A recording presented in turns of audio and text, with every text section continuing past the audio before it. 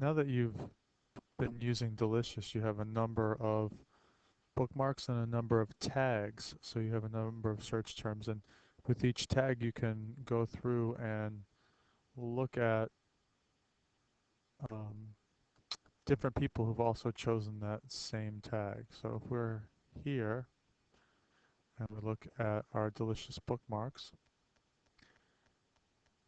so here are my bookmarks, and it's in right now it's in chronological order.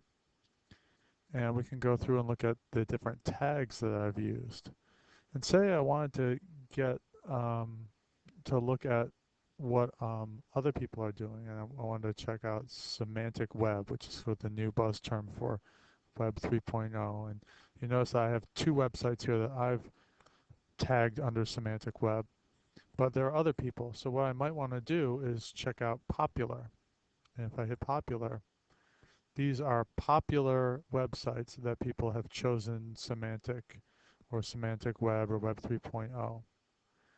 And say I wanted to take that a step further and find out when someone adds semantic web bookmarks, I want to get a notification. So if I scroll down to the bottom here, I can hit the button RSS feed,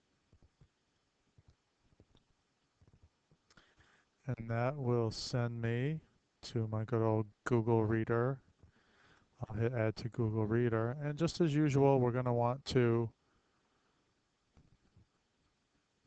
make sure that we subscribe to it. Now, I happen to have already subscribed to this one, so you'll see that it already appears over here as popular semantic web bookmarks. And you'll notice that it's been updated as recently as today.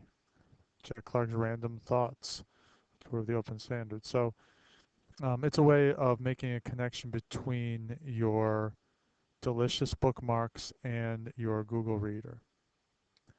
Another thing that you might want to check out is creating a what's called a Google Alert.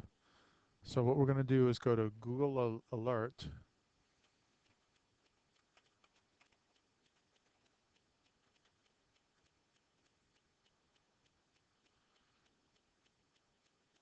uh-oh. We go to google.com/alerts, and we can create a Google Alert.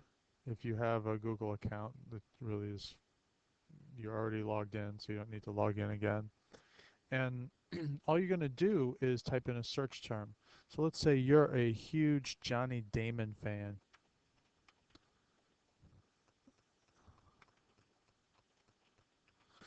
and you want to get an alert anytime someone writes an article about Johnny Damon. You can have it search once a day. You can have it search as it happens.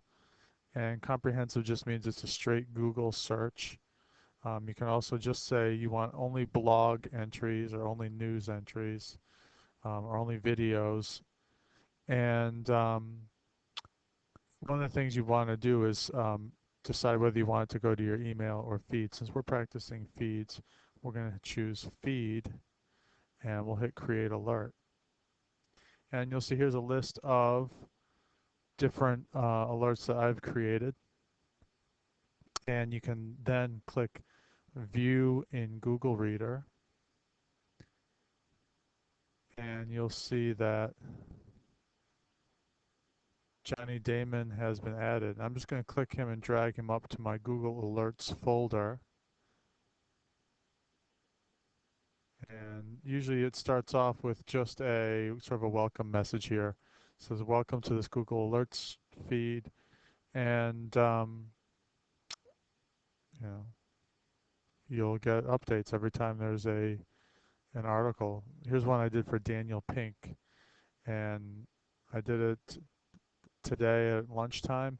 And when I got back from lunch, someone had already written an article about Daniel Pink. So it happens that fast, and you'll get updates pretty regularly. You might want to limit the amount of Google alerts you get though, because it really does um, sometimes fill you with more information than you need. But if you're wanting to keep track of something, it's a pretty good tool.